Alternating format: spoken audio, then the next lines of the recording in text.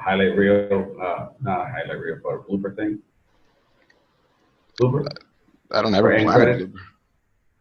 No, I'm waiting for Paki to say, and we are back. Jeez, man, I isn't he in a Dave Matthews concert? But I don't think he's gonna be joining us. Yeah, he's So joined. and we are back thing is not gonna happen. He's probably joined by a bunch of people that wear the new Kawais Oh, come on. Have you seen him? with khakis. Have you All seen right. him? Okay, quiet down, quiet down. Let's get started. All right. Welcome, everyone, to another edition of the Unofficial Commentators. And as you can tell, today I have a very special co-host, the two-time champion, Dagoberto, the owner, or well, should we even call him owner? The manager of the Gotham City Rogues. Welcome, Dago. Welcome. Our super Thank you very producer, much. two-time champion. Go ahead and insert some clapping noises there. Dago, what's been going on? What you been up to, man? Oh, I'm good. I'm good. I got a new job. I'm raising my kid. I'm almost done with college. And I'm attempting to win a third time, which hasn't been done in league history. Hasn't ever been done. That is correct. I don't think, So, as a matter of fact, anyone's won it twice, much less three times. oh, So, shit, a lot to talk about there. So, college, huh? yes, sir. Yes, sir. I'm getting that degree so I can get more moolah. Okay, yeah. And how's that working out? I'm almost done. I just have one subject to go, and I have my thesis too, and that's it. I have And this I'm weird done. theory that as I'm older, I'm able to actually remember more things that I read. So, I don't know. I think that maybe at this age, I'd be more inclined to probably do better in college just because I can read and retain more. Yeah, but you also grow less patient. So when you, for example, myself, when I take classes with this new kids, I get a little impatient when they start asking questions that are I deem dumb. Oh, there's no such But thing as dumb questions, Dago. no, there isn't. But I deem them dumb because I know the answer already, and it's really testing my patience. But I let it go because I know they're kids and they don't know everything. So So you that's it. feel awkward when you're as old as a teacher, huh? Yeah, pretty much. Pretty much. Yeah. All right. And speaking of old, how old is your kid now? My kid is 2 years old, 8 months, and I have an announcement to make to everybody. He's getting I'm married? having another kid. Oh, shit. I just stepped all over your announcement. Did you say you're having another kid? Yes, sir. Shit. God. Having another boy. Congratulations, I meant to say. All right. Yes. Yes. You're seven Yeah, kids man. away from running out a That's it. starting roster there for baseball, huh? No, no, just two. The pitcher and the third baseman. That's it. We're covered. That's what you say. Yeah. No. That's really it. We can't do it. I mean, you got to catch up to Phil Rivers. He's the gold standard. Oh no, never. That man has money and I don't. I'm not catching up to Philip Rivers. Forget it. All right. Well, congratulations to Dago on his second kid. And for breaking the news on the Unofficial Commentators, congratulations. Play some more fanfare, some more clapping. All right. Good. So you and Daryl, man, both on your second kids, huh? You think Yeah. that makes you more of a man than me? No, that'll make me more tired than you are. Oh, well, yes. Yes. So I understand now why you're aging at such a rapid pace. All right. So, Dago. It Yes. seems to me like you're always involved in the title pictures, in the finals picture of the League of Haters. How do you manage to always be in this final stretch? I study you guys. When I started the league, I didn't know much about fantasy football, much let alone football itself. So while joining the league, I kept learning and I kept reading and listening to podcasts and reading all the news that the tidbits and following Adam Schefter and all that. So that kind of gave me more information, and I kept getting a little bit wiser. And so now there's certain moves you regret, like there are moves that you should have done, and somebody else now has the play that you wanted, and you just have to live with it and just do the I next totally thing. feel where you're coming from. I bailed way too early on Nick Chubb, and now he's paying major dividends for your team. Oh man, you wouldn't believe how I landed Nick Chubb. I woke up at 4:30 in the morning to land Nick Chubb because I know waivers cleared at that time. So I woke up, he was free, and I napped the guy. That's how I did it. Unfreaking And believable. I'm still kicking myself over that one.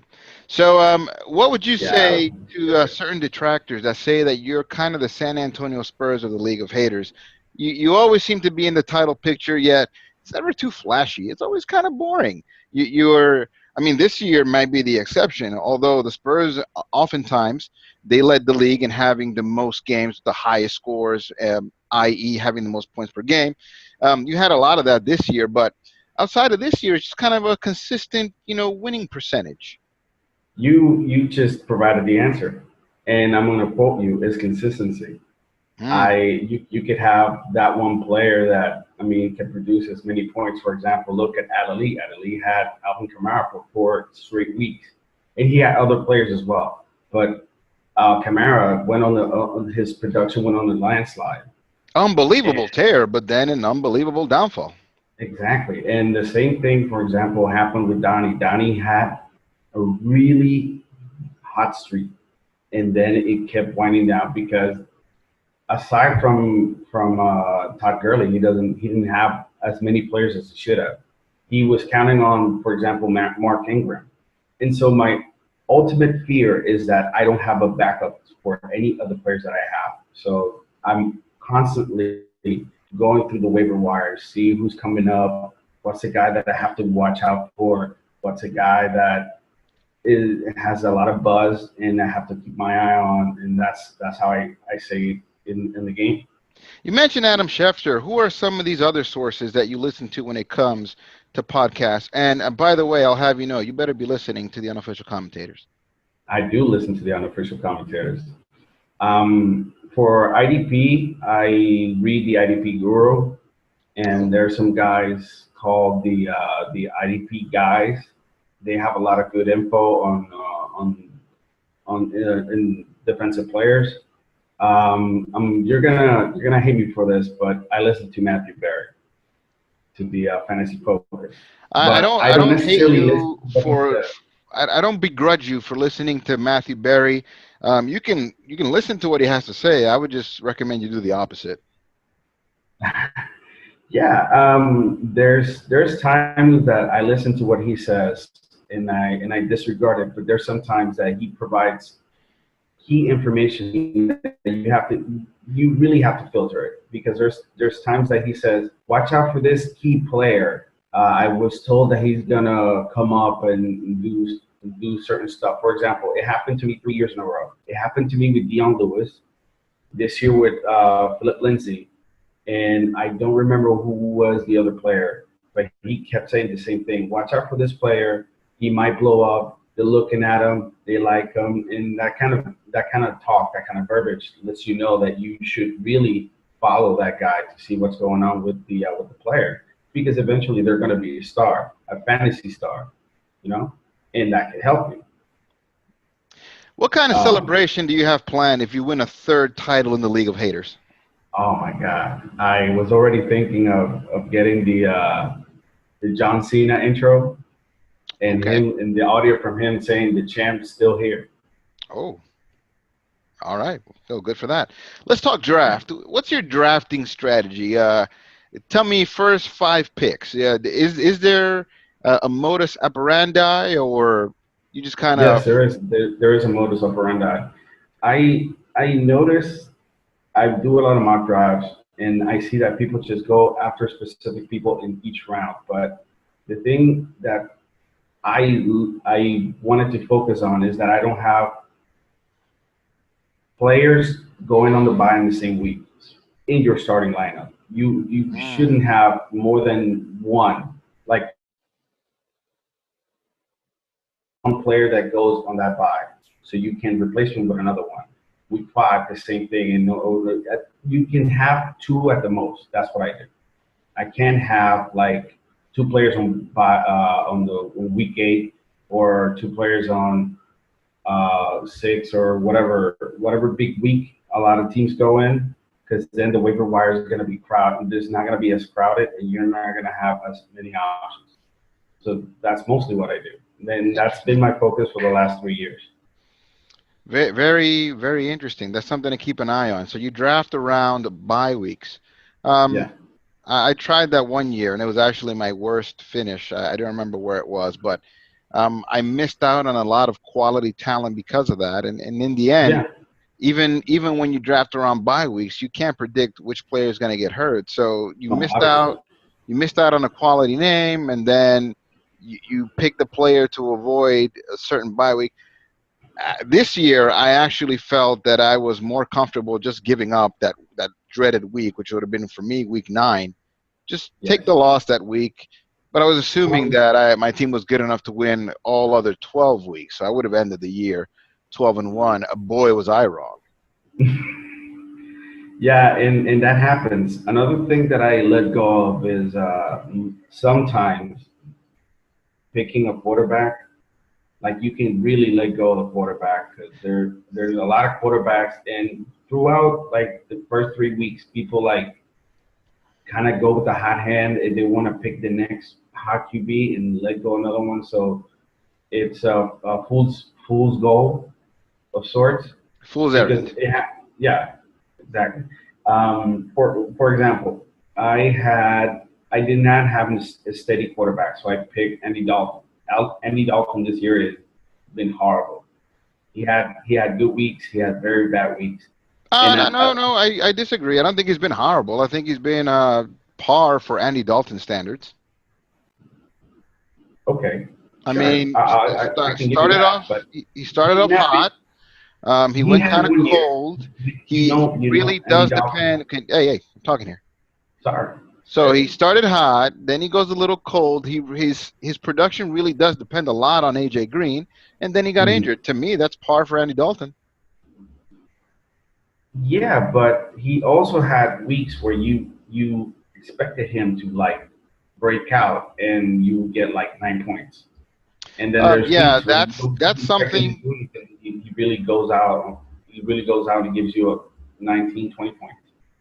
That's And something then that was let's get it. common for a lot of quarterbacks, honestly. When even with us here making predictions on how games are going to go, it always seemed to work out in that football just happened. To quote one of the shows I Sure. listen to, it There's games where you feel that there are sure things, but they're really trap games. I get that, but he really wasn't following that trend.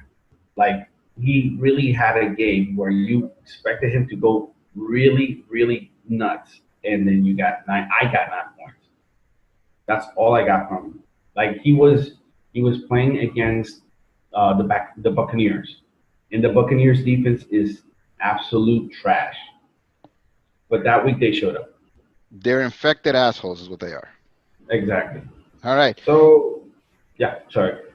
all right. So, any final thoughts for the crew, the listeners, the universe of the unofficial commentators before we move on to some reviews and previews? Sure, absolutely.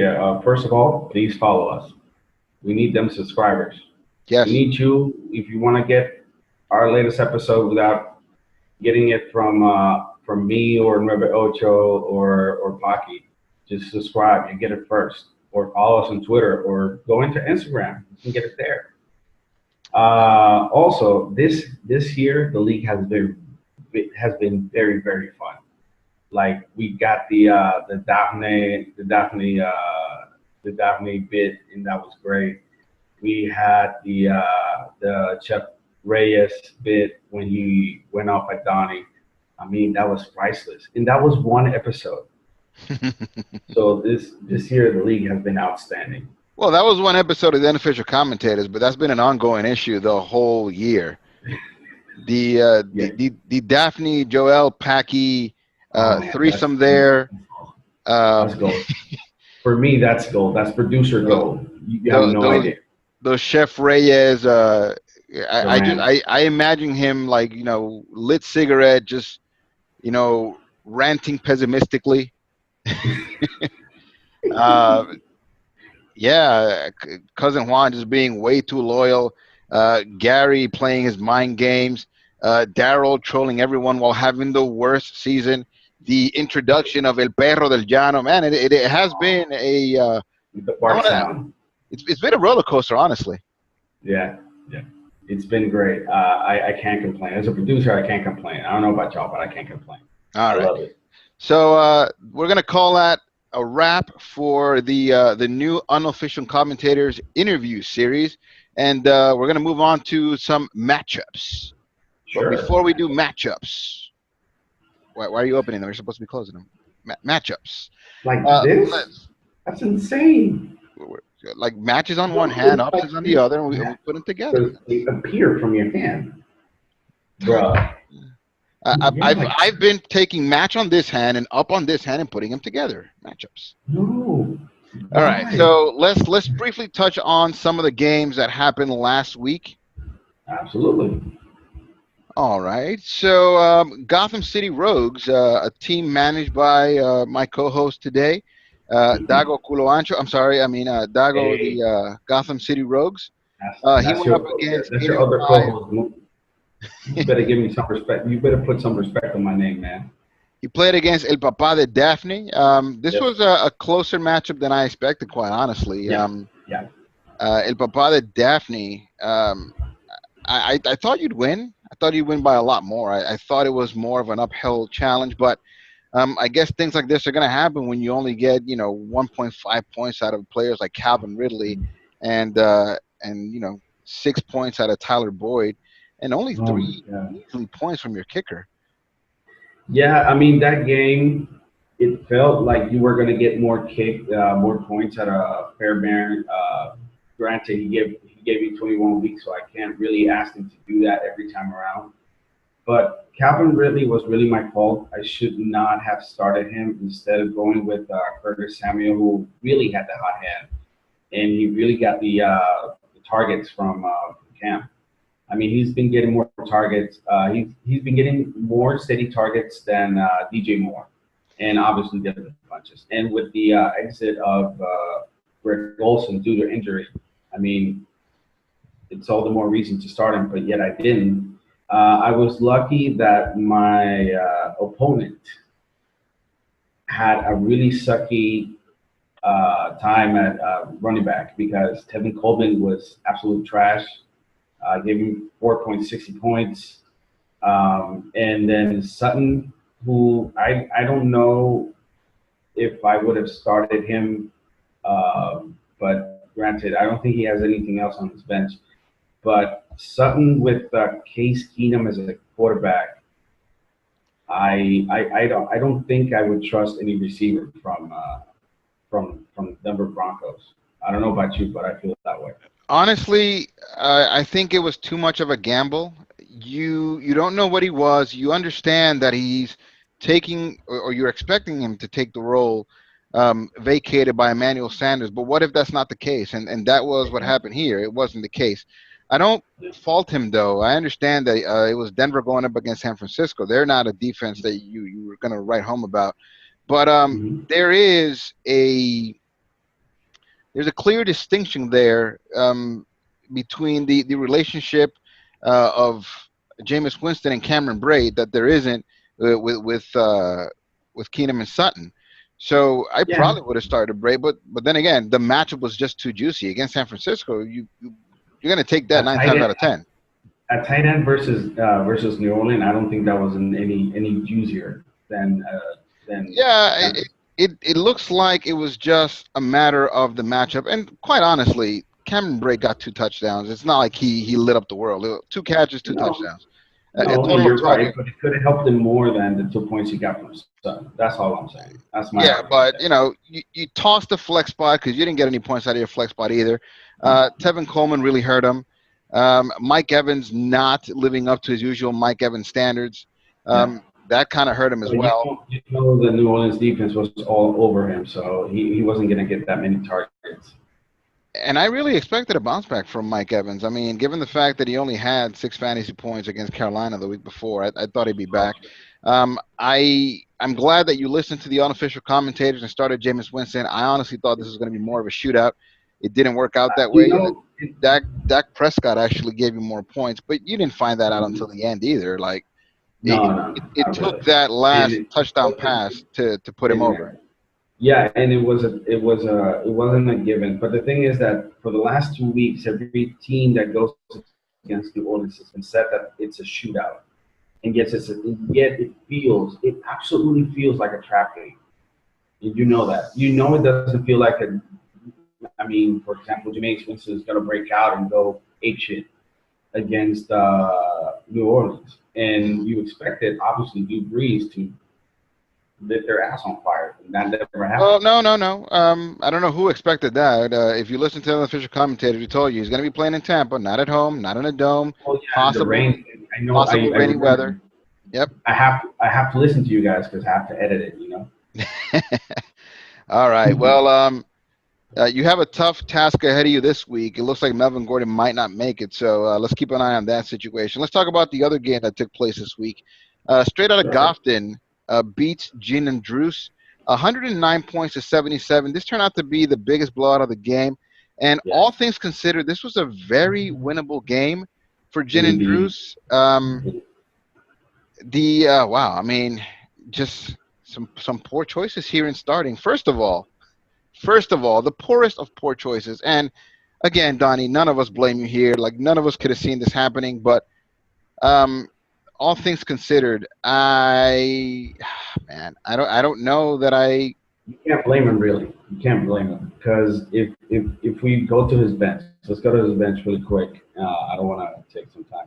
If you go to his bench, all that stands out there is a whopping 48.3 points from Derrick Henry. Hold on. Would you have expected 48.30 points from Derrick Henry? Would you have started him?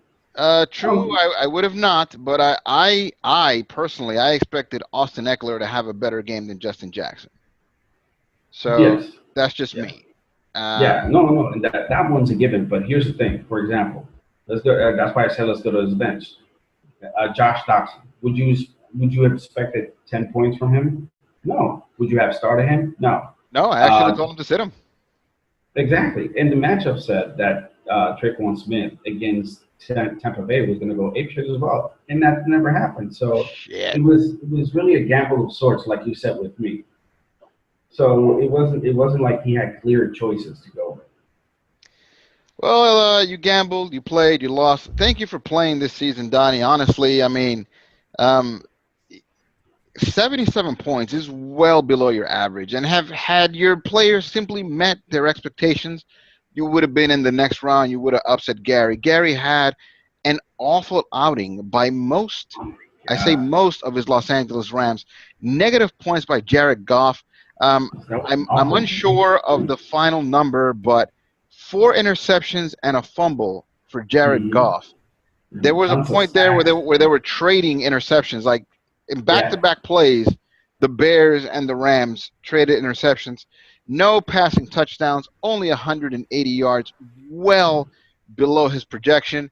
And that hurt all of the receivers. So, I mean, Gary can only hope that something like that doesn't happen again this week because 109 points is a totally beatable score.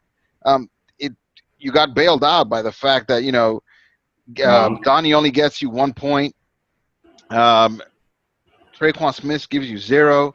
Njoku didn't reach the end zone in a game where a fair amount of points were scored. And then to tell you the truth, this would have been a game where I would have scouted the defenses available and chosen someone else other than, for example, Swearinger. I don't think I would have chosen him because safeties don't give you 7 points every time around. Yeah, I don't think in this case 7 points would have made a difference. It's sad though because Gin and Juice, if nothing else, they've been very consistent, right? Yes. And they didn't live up to expectations this week. Even without the 48 points, which would have probably made you the leading scorer. If you had had those 48 points, you probably would have got blowout of the week this week. But Yeah. it was not to be. It was just not to be. Unfortunately, I mean, Justin Jackson was not the guy to have in that lineup. Boswell shit the bed, and Adam Thielen had an awful game. I mean, that Minnesota Seattle game was total trash, man. All right. I don't Well, know. I don't know which one was worse. I mean, Chicago or the Minnesota Seattle one. well, that is that, and I'm ready to move on to this week. So, week 15, we're in the championship bracket. These are the championship semifinals for the League of Haters, and I want to start off with the team we just left off on, which is straight out of Gotham, 10-3, third place. Although the 10-3 really doesn't matter at this point. Going up against the 9-4, second place Juju Jones, who's coming off a bye week. Juju Jones has some decisions to make. No real injuries in this on either of these teams that you need to account for. It's I don't just know.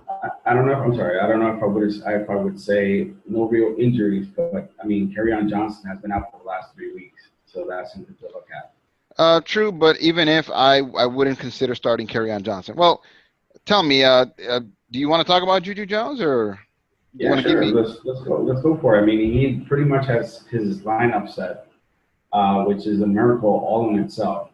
I mean, he's getting Cam versus New Orleans, and I don't think that's going to fare well. He has Julio versus Arizona. That's gonna be a good game for him. Devontae Adams against Chicago. That's a really iffy game. That's a tough matchup right there. George Kittle against Seattle. That's going to be a good game for him. And Juju on that beat is going to go against New England. And I don't know. I mean, that could be a shootout, an actual shootout, you know. And then he has one linebacker that's on the IR, so Mr. Juju Jones should actually go ahead and remove that guy. And then his decisions as far as running back goes, he has Gus Edwards, Marlon Mack, Kerryon Johnson, who we spoke of, and DJ Yeldon. And DJ Yeldon is going to go against Washington, but Leonard Fournette is there, so we can forget about him. Mack is going to go against Dallas, and Dallas's defense is. All right, Dago, I appreciate what you're doing here, but you're just reading off matchups. Give me some analysis. Who do you start and why? Out of the two running backs, Yeah, pick him for Juju Jones. Go ahead. I would go with Gus Edwards against Tampa Bay. Tampa Bay's defense is hot garbage.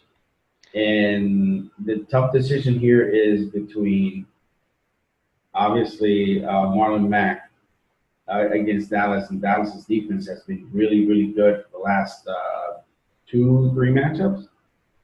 So it's either picking between T.J. Yeldon and Carlos Hyde, and I wouldn't count on Carlos Hyde. Honestly. Why in the world would you even mention those two scrubs? They're not making the field. Leonard Fournette is playing this week. There's not even a reason to talk about Yeldon or Hyde. All right, so the real decision to be made here is Marlon Mack or Kerryon Johnson. Well, I say that's the real decision because Gus Edwards, as long as Lamar Jackson is the quarterback, he is the starter. He's the running back you want to start. Alex Collins is out of the way. This is the Gus Edwards show. He has a really good matchup. Though? I mean, he's coming in hot, and I think it's the Gus Edwards show. It wasn't so much against Kansas City only because Kansas City scored so many points. They abandoned the run and they went more with the throw. But quite honestly, it's Gus Edwards. Marlon Mack has a defined role. I'm a little scared of how well the Dallas defense is playing, especially with Van Der Esch. And Van Der Esch will probably line up right across from Marlon Mack and be on his ass all night. But that being said, Kerryon Johnson, if he does make the field, and even against Buffalo, I would be hesitant to start him given the fact that they're probably going to ease him into that role. They found a way, they being the Lions, to play without Kerryon Johnson, so more than likely they'll continue on whatever path they've been on without Johnson. So me in your position, I don't start Kerryon Johnson. Yeah, I wouldn't start him either. And unless you get better news out of his condition right now, you have to go with Marlon Mack. All right. George Kittle is playing against Seattle. That's a tough matchup. If for nothing else, they're in the same division, and those tend to be tight matchups. You know the defense is going to get up for that one. And Seattle, they're not out of it, man. They still have something to play for. So Yeah. got to be careful there. George Kittle is a really big producer for this team. Um, it's he had an amazing game last week. Yes. 20 plus fantasy points, 200 200 yards, something. over 200 yards in the first half alone. Yeah. Look for that production to be somewhat cut down. And Devontae Adams is he's going to flourish now, in particular because Aaron Rodgers seems to have found his mojo again, especially with Mark McCarthy out. He's set out to prove that McCarthy was the problem. That being said, straight out of Goffton, this is going to be a tough matchup for Juju Jones for a number of reasons. In particular, um, the Rams were embarrassed last week. They're going to be looking to bounce back. Oh Jared yeah. Goff is going to look to make them pay. And Philadelphia has not looked great. They dropped the last game on a last minute, last second, last play of the game that just kind of it has to be demoralizing. At the same time, Jared Goff, who got drafted at the same draft as Carson Wentz, he's going to be up to the task because you know there's going to be a ton of comparisons. And the Philadelphia secondary is just totally depleted. So look Yeah. for this to be a pass heavy game, more so than even running it with Todd Gurley. Christian McCaffrey, set it and forget it. This guy has been an absolute Absolutely. monster. Um, if I not for think we could say Patrick the same Mahomes, thing. say what? Yeah, I'm sorry. We could say the same thing for Philip Lindsay. You can leave him there, even Yeah, though man. he's going. Set it and forget it. Phil Lindsay is cash money. Rob Yep. Gronkowski, you don't have a better option. So this is who you're going with. Um, a blood rivalry game against Pittsburgh. Um, I know that at the end of the game, last game, Big Ben was a little banged up. So um, Came back. So you're calling it a bit of a shootout. I know that New England, they feel embarrassed. They've been the talk of the town all week, and only oh because they're the yeah, butt of the Miami. joke, having survived, not survived, having succumbed to the Miami Yeah. Miracle. So you know that they're coming on full blast this week. I see your bench. I don't have a better option of anyone who you should be starting. Um, so who do we pick Can here? I can I talk a little bit about Sonny Michelle because the running back game in New England has been a little bit on the outs. I mean, they got Rex Burkhead back, but if you notice for the last two games, the person who has been getting all the touchdowns is Devlin, the fullback. Hmm. And yeah, James White hasn't been producing as much. Tony Michelle didn't produce as much. Burkett only gave 1 point, so I don't know. I really would be on the lookout with this four-headed monster that is the New England running back committee. Bellatrix, yeah, it's definitely not on the upside for fantasy players. I guess it pays certain dividends off in NFL football. But that being said, I don't know who you're going to pick up on the waiver wire, who you would put in place of Sony Michelle. And on, Well, on I your mean, on your you bench, I don't see that consistent a performer. Maybe this is a big Kenny Galladay game, but in a yeah, tight as matchup as this is, I wouldn't. Um, yeah, I you wouldn't wouldn't want to risk it. squander my chance by Yeah, putting someone who doesn't normally get throws. absolutely. I Yeah, much rather have someone who gets the ball put in his hand as often as a Sony Michelle does. So yeah, who are we I picking in this absolutely. one, Dago? If you put the matchups aside, I mean, our friend Judy Jones has a little problem with the running backs, and that's an area where Gary has been set for life. So I'm going with Gary, man. All right. Um, Taking a page out of Paki's book, most of the matchups, most of the important matchups that are going to be happening here are going to be happening at home. And this is true for both teams, honestly. So there's not like much of a home team advantage in either one of these two matchups. But that being said, um, I think that the firepower from the Rams and the Patriots, and throw in that little Lindsey in there, yeah, I think that straight out of Goffin is going to be insurmountable. They won't have two bad weeks like they did last week. If there was ever a chance to beat straight out of Goffin, it was last week, and unfortunately, Donnie missed out on that chance. So that being said, I'm going with straight out of Goffin on week 15. Yeah. So let's lock that in. Let's see what he has to say about us predicting him to win. I mean, since I'm not really part of the curse, I don't think he's gonna be as mad. So he gets half a curse. All right. So, Maybe. Dago, you are going up against the number 1 team, also coming off a bye week. Um, Yeah, as it stands, the projections are calling this fairly even. But, of yeah, course, that is without um, Hunt for the Wilder Cup filling in one of the defensive spots, which is something he's known to do. And yes, sir. I don't know for certain that this is the lineup that he's going to go with, although it might be the one he wants to go with. Let's just kind of go up and down this lineup and see if this is the best matchup for him. So tell me about Hunt for the Wilder Cup. Well, the hottest, the really the smartest manager this year has a really great team. I mean, he's starting off by he has Tom Brady as quarterback, but if he wants to, he can go with Russell Wilson. So Well, we that's know not if he wants to, but come on, go out there, get on the ledge, give me a hot take. Who should he go with? sure. Nah, he should stay with Tom Brady. Tom Brady has beaten Pittsburgh countless times, and I mean we shouldn't go into much details. So I go with Brady. I don't like Brady, but I go with Brady as Brady, el quarterback. papá de los Steelers, what you're saying? Yeah, pretty much. All right, And then we have normally I would say that any team that plays against San Francisco, that's who you would want to have. But San Francisco is at home, and Russell Wilson San on the Francisco. road in a division game. It's not the best situation for Russell Wilson, so I'm inclined to go with Brady as well. Okay, yeah, we were talking about Russell Wilson. My bad. So we're going next with wide receiver. He has Keenan Allen. Keenan Allen. I would leave him there. He's going up against AC. AC doesn't have the hottest defense. So I'll leave Keenan Allen. Next is Wait, what did I miss there? Did you call him the hottest defense? not the hottest defense is what I said. Shit, that's a very pleasant way to say a good defense. Yeah, I know. That's a very pleasant way to say a bad defense. Dude, this is your chance. Paki is not here. Use your voice. Call him a shitty defense. Okay, then I'll call them shitty defense. They are All shitty. right. I mean, So they are a shitty the mere fact defense. that they almost got beaten by Oakland and Baltimore should say as much. Yes, if not for the magic of Pat Mahomes, they would have probably lost to both of those teams. Keep in mind, though, that they are playing in Arrowhead, a very tough ambient for visiting teams. It's going to be in the rain, and it's also going to be on Thursday.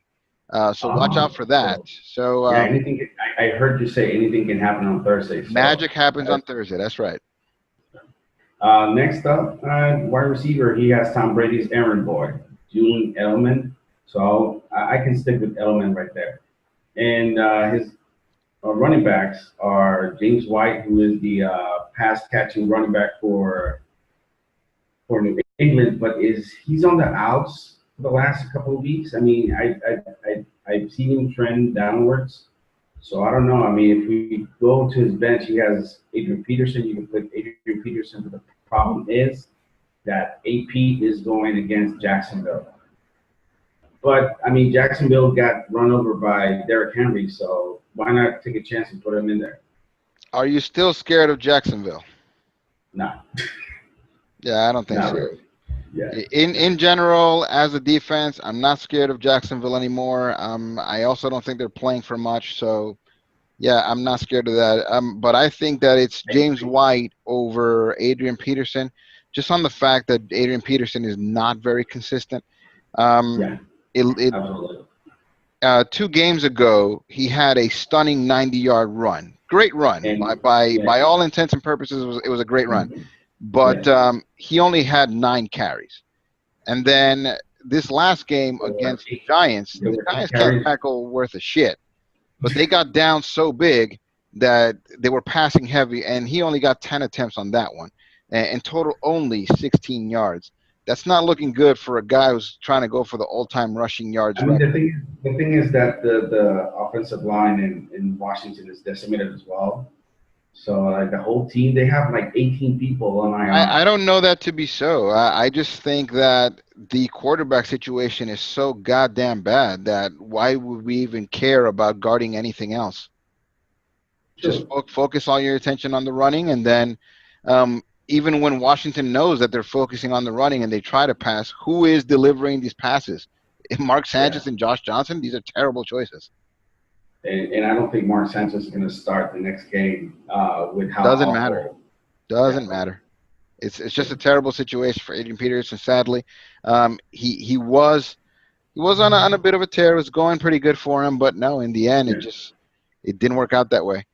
So And yeah, kind of wrap it up real quickly. So Trey Burton all is right, let's move he's a on. Yeah, no-brainer. we're leaving Fournette. Fournette is money. You can leave him there. His only weak spot has been tight end because Trey Burton has not been a consistent performer. And with given how dynamic the Bears offense is, they don't necessarily have to go to set plays. They remember this Sunday they just did that pass to an offensive lineman, and Akeem Hicks went in and scored a touchdown. So that offense is not really set. So I don't think Trey Burton is a guy you should have in your lineup. However, if you look at his bench, I don't think he has another choice.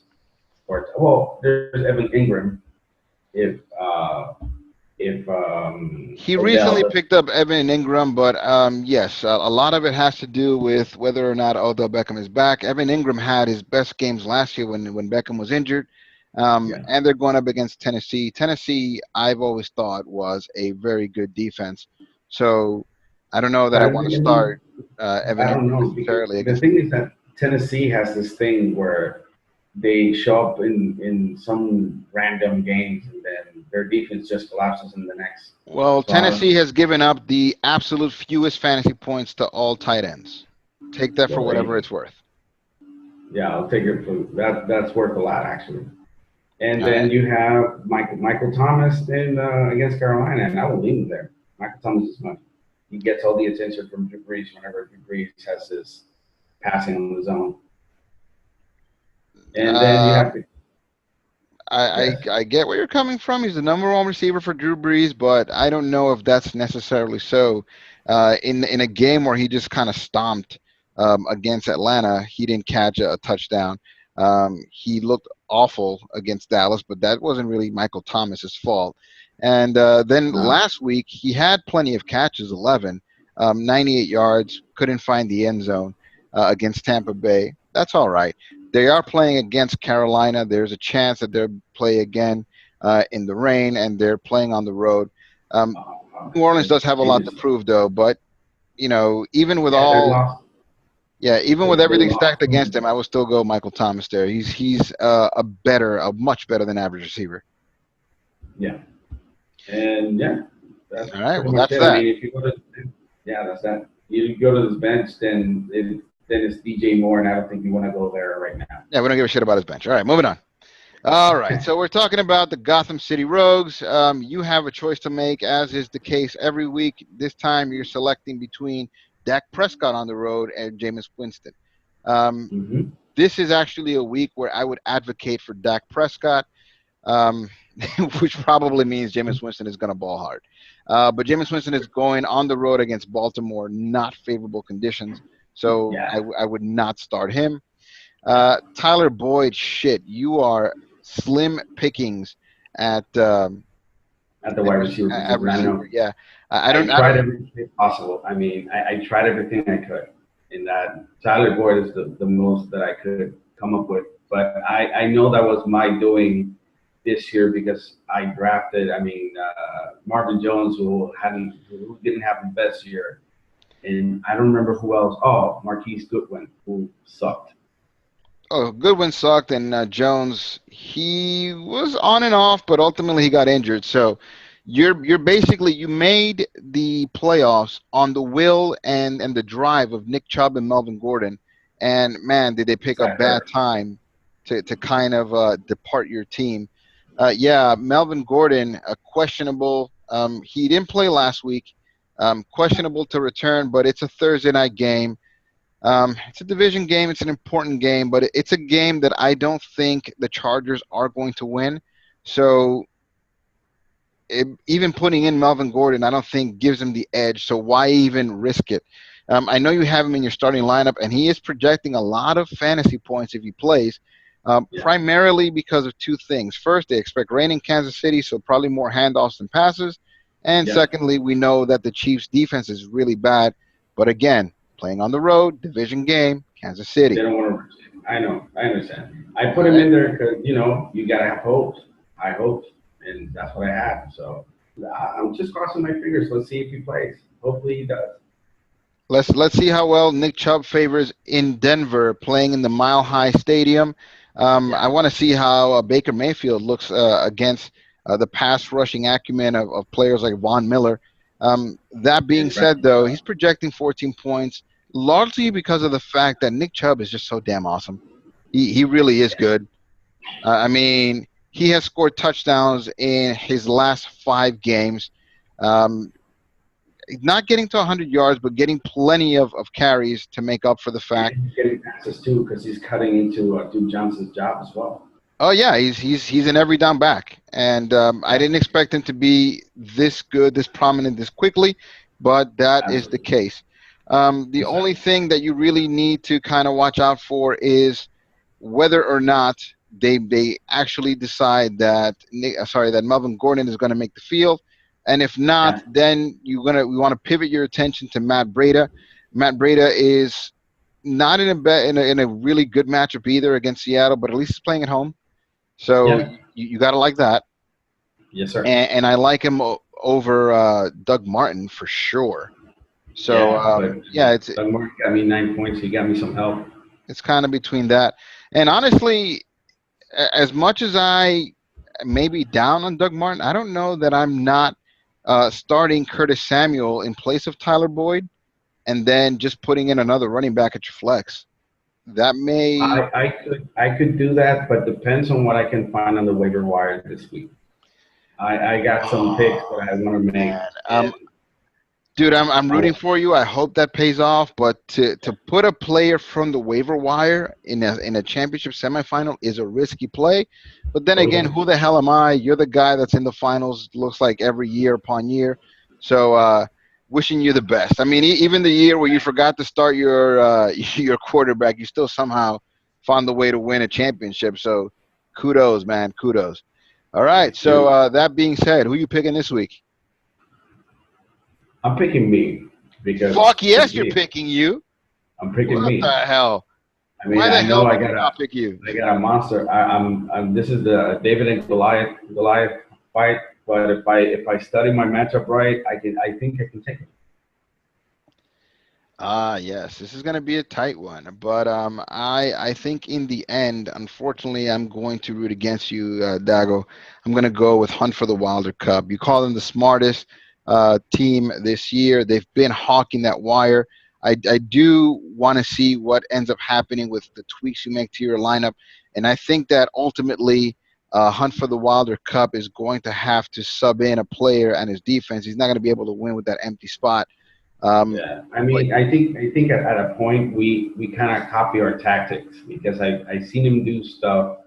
For example, picking a player on Sunday that it's a player that you're looking at for the waiver wire for next week, and that's something you can do.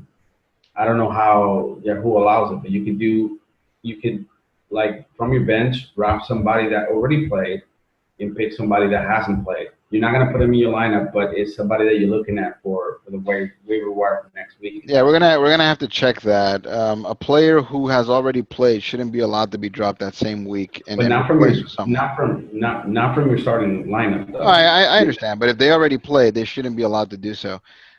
I think I tried that one time I with know ESPN doesn't allow see it. I know that's the point I was trying to make. I know that with ESPN I tried that and I wasn't allowed to do it. There was a player on bye week and I just held on to replace him on Sunday because hmm I didn't want him to be available on waivers had I but I dropped him bet you for the forgot. Thursday night game. And yeah, I didn't start him. He was on bye week, and I wasn't able to replace him because Yeah, his game had already happened.